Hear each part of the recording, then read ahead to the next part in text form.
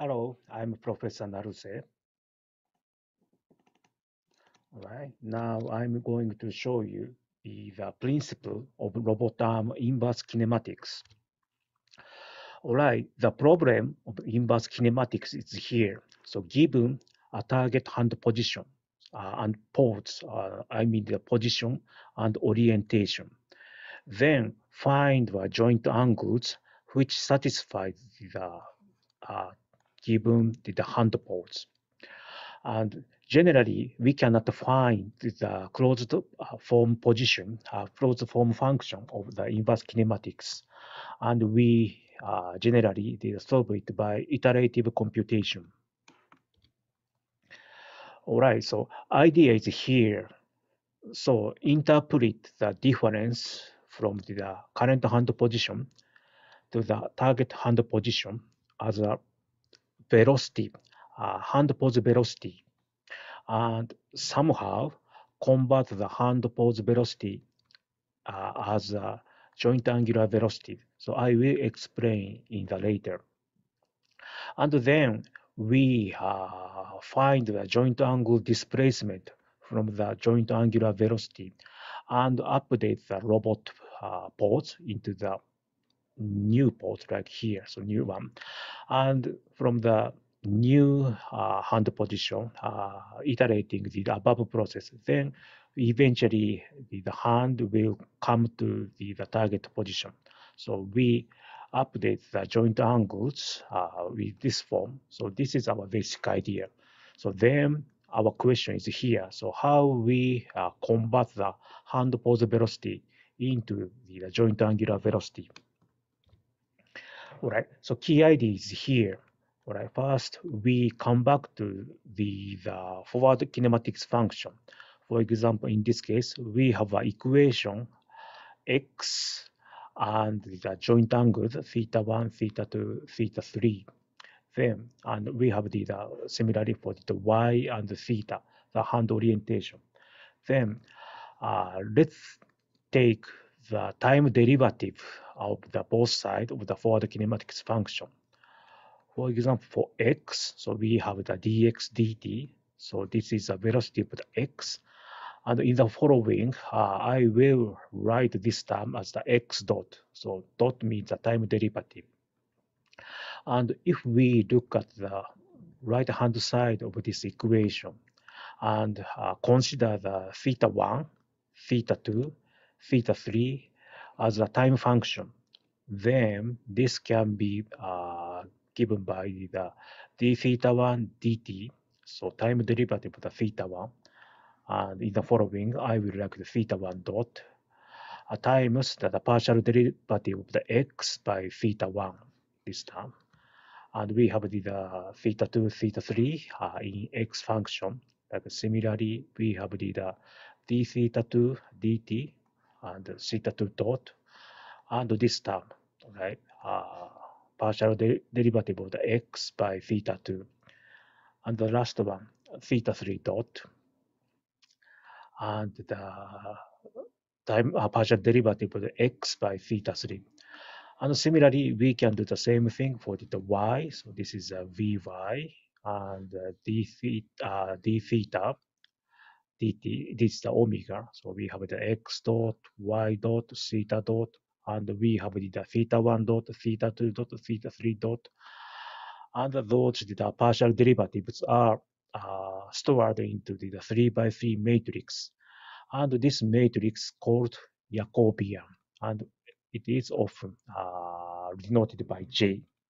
So by this Jacobian, now we can have the relation between the joint angular velocity and hand pose velocity. So this is our key idea. Okay, so let's take the example of the Jacobian. Okay, suppose this is our forward kinematics function, and right, this one, right, partial derivative of the x by theta 1 is now we can have this one. So just that taking the partial derivative of this function by theta 1. Similarly, for x by theta sub 2 is this term, and x by theta sub 3 is this term. And for y, so y by theta sub 1 is this time, and similarly this that. So now we can have the Jacobian by, if we know the forward kinematics function, we can have Jacobian by this, just taking partial derivative of it. All right, so this slide is now we implement this into the algorithms by iterative calculation. All right, so this is the way to update the joint angles. So first, find the hand pose displacement. So current hand position, x, y, theta, and target x, dy, d, theta, d. So just to make a difference and multiplied by the small value k to convert it into the displacement into the velocity. So now we have the velocity x dot y dot theta dot. And suppose we already know the Jacobian, then taking the inverse of Jacobian, then we can convert x dot y dot theta dot into theta 1 dot theta 2 dot theta 3 dot. Now we know joint angular velocity. And just multiplying by the small time period delta t, now it can be converted into the joint angle displacement and update the joint angles with this value. So now we have the new joint angles. Like and update the robot arm, like suppose new hand position is here. And then we can have the new x, y, theta, so new hand pose. Then come back to here. So iterate this calculation again.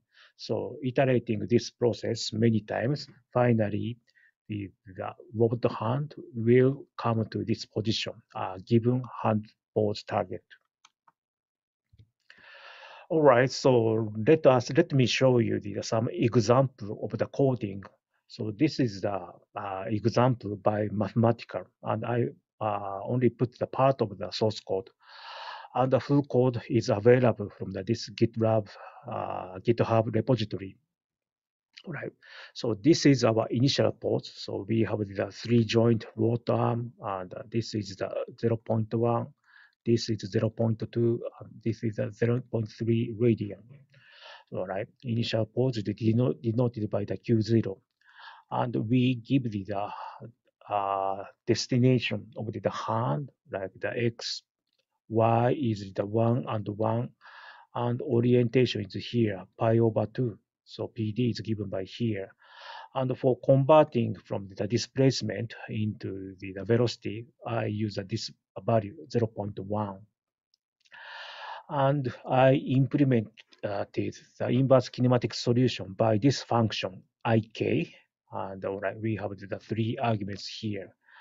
And it gives us the joint angles which satisfy this pose. And in this case, we got these values for theta sub 1, theta sub 2, and theta sub 3. And actually, the inside of the inverse kinematics function, ik is here. So I put the iteration of the 50 times here, and inside it, from the given joint angles, find the hand position, hand pose, and this is the target position. So just to make a displacement and convert it with into the velocity, and now taking the inverse of the Jacobian, now we convert it to the joint angular velocity and update the joint angle with this value. Okay, then let me show you the demonstration with mathematical. All right, so this is the example of the inverse kinematic solution with interactive way. So in this slider bar, we can give the target position of x, y, and theta. And every time I move the slider bar, this program runs a function of the ik, so 50 times iteration. and find the theta sub 1, theta sub 2, theta sub 3, and plot it in this way. And hand tip is here, and this yellow line represents the orientation of the hand. So like this one, so we can calculate the, or we can find the joint angles which satisfy the given joint angles. Okay, this is all about this video. Thank you so much.